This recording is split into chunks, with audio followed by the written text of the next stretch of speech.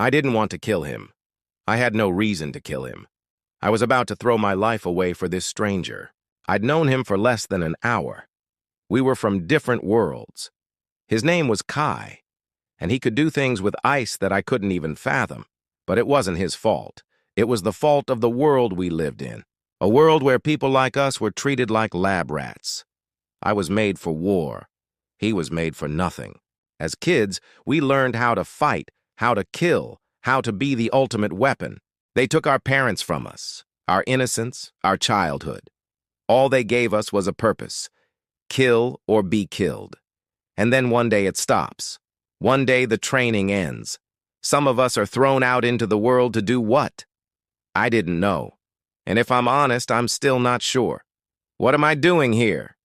There were others like me who could control sand. Some could make it rain, others could create earthquakes. We were called earthbenders, all except for me. My name is Gil, and I was never good enough for them to give me a title. All I knew is that when I touched sand, I could make it move. That's why when I saw him across the street, something inside of me snapped. He was covered head to toe in ice, and he looked scared. He was walking towards the river. I knew if he got close enough to the water, he would drown. I could feel it in my bones. I ran after him without thinking. I don't know if it was the sound of my footsteps or the movement of my body, but as soon as he heard me, he stopped. He turned around, and for the first time I saw his face. He was younger than me. His skin was white as snow, his eyes as blue as the winter sky. He was beautiful, and I knew in that moment that I had to help him. It wasn't because he was kind or funny or smart. He didn't have a chance. If I let him get any closer to the river, he would freeze and the water would rise up and swallow him whole. But there was another reason why I helped him. A small part of me wanted to learn more about ice. I had only ever seen it in pictures. No one ever told me what it felt like, how it moved, what it could do. For my entire life, I'd been surrounded by sand. I'd breathed it, slept on it, fought with it. It was comforting, reliable, always there. I'd never understood the appeal of water or ice, but I wanted to know more. By helping him, I could get close enough to see what it was like. He was afraid of me, which made sense. When I walked, sand followed me. It had moved like waves, crashing against his feet, threatening to consume him entirely. "Don't come any closer," he said. His voice was shaky. "You don't understand what I'm capable of." "Yes, I think I do," I replied.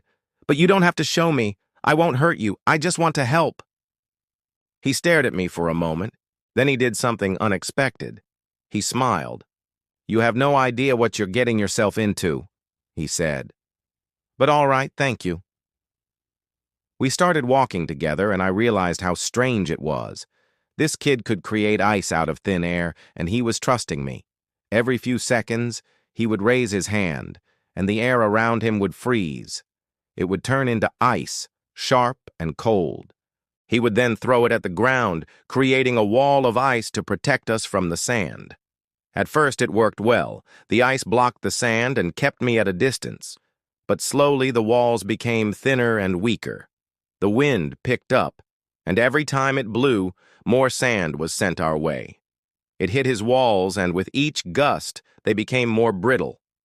I knew he was struggling, so I asked, "What's your name?" "Kai," he said. "What's yours?" "Gil," I replied. "Gil," he repeated. "That's a nice name. You know, one day we could live a normal life.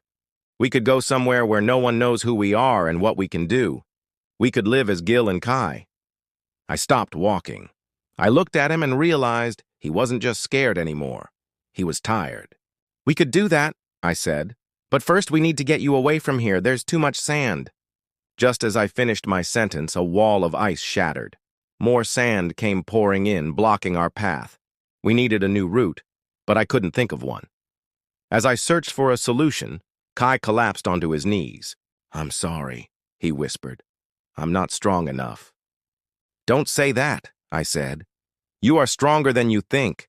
Look at what you've done. You've protected yourself this far. Don't give up now." He nodded slowly, and I felt a surge of hope. Maybe I could help him escape, maybe even save him. But then my heart sank. There was no way out. We were trapped. In the distance, I saw a group of people running towards us. They were fast, and I could tell right away that they weren't coming to help. They had weapons.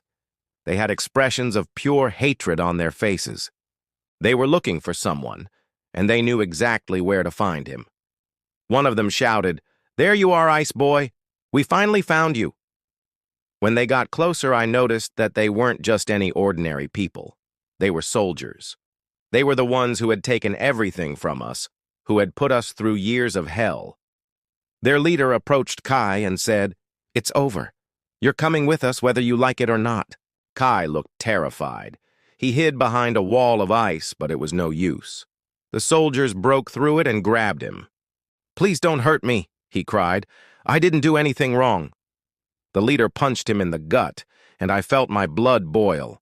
I couldn't just stand there and watch. I had to do something. I raised my hands, and the sand around me started to move. It formed into a giant wave and crashed into the soldiers. They screamed as they were buried alive. The sand consumed them entirely, leaving nothing but footprints in their wake. When the coast was clear, I rushed over to Kai. I helped him get up and said, "Come on, we need to get out of here." But he didn't move.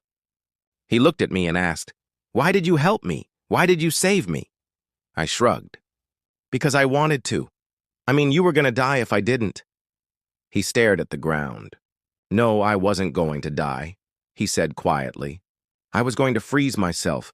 I planned on making a big ice sculpture and then letting the water take me. I was tired of running. I was tired of being afraid." "I thought you were happy," I said. "You smiled when we were walking together. You talked about the future. You seemed hopeful." "I am," he replied. "I'm happy. But sometimes the pain is too much.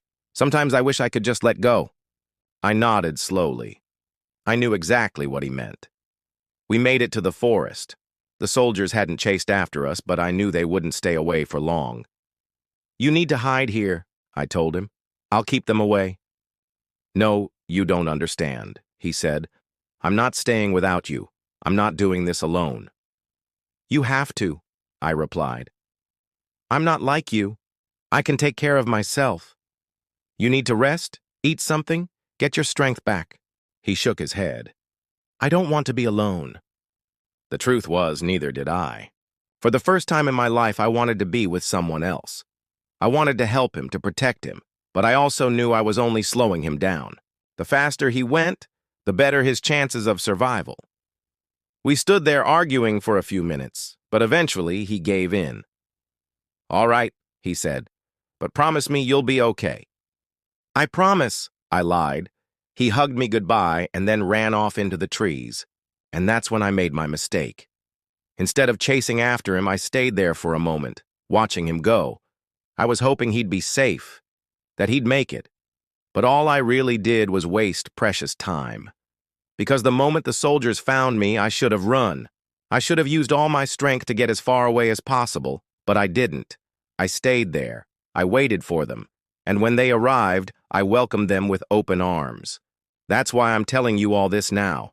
That's why I'm sharing my story. If you're ever lost in the desert, don't trust strangers. If they offer to help you, remember that they may not have your best interest at heart. And if you're an icebender, you have to keep moving. Never stop running because they're always looking for you. They're always trying to capture you. They want to use your powers for their own selfish reasons, but you have the power to choose a different path. So remember my story, the story of the sandbender who stayed behind and the icebender who kept moving forward. Choose wisely because your choices will determine your fate.